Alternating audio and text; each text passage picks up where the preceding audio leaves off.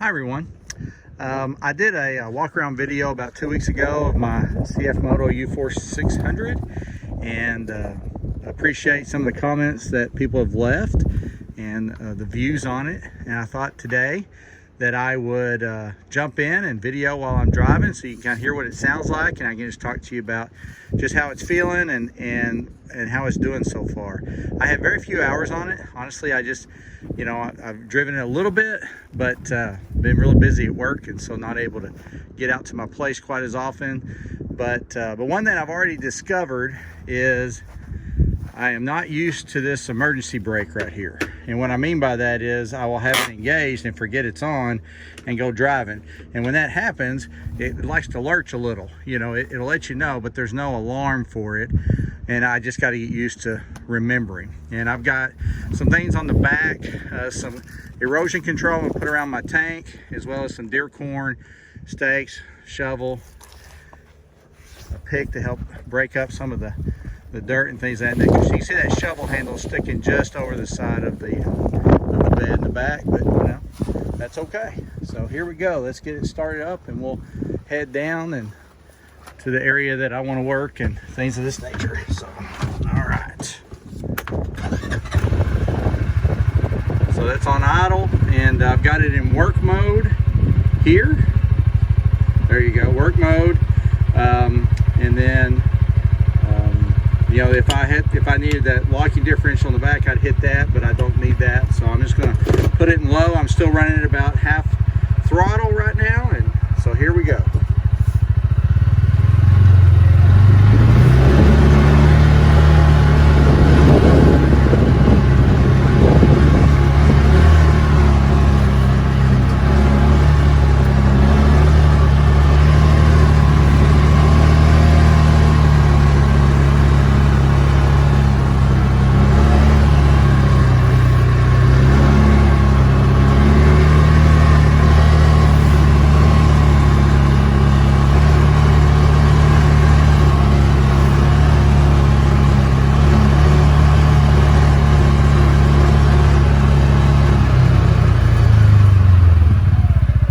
Real quick, and I've just got it in two-wheel drive mode, so you can see exactly how that display looks, and the two-wheel drive. And you can see one thing I've noticed so far, there's the kind of the heat gauge, and I've only been running at half throttle. I will tell you that fan will kick on and really bring that motor temperature down, so that's all a good thing.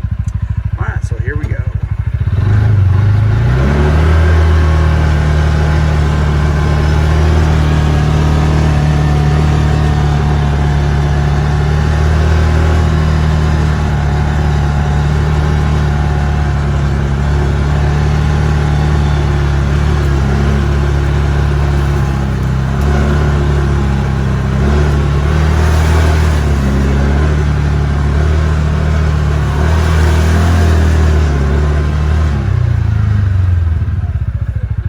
So you can see back there, and I'll look out the back a little, and I've got a couple of spots that's holding water, a little muddy, and in two-wheel drive mode, it just handled it like a champ. I didn't just hit it full force. I kind of went at a little bit of an angle, but it just took care of it, and not an issue.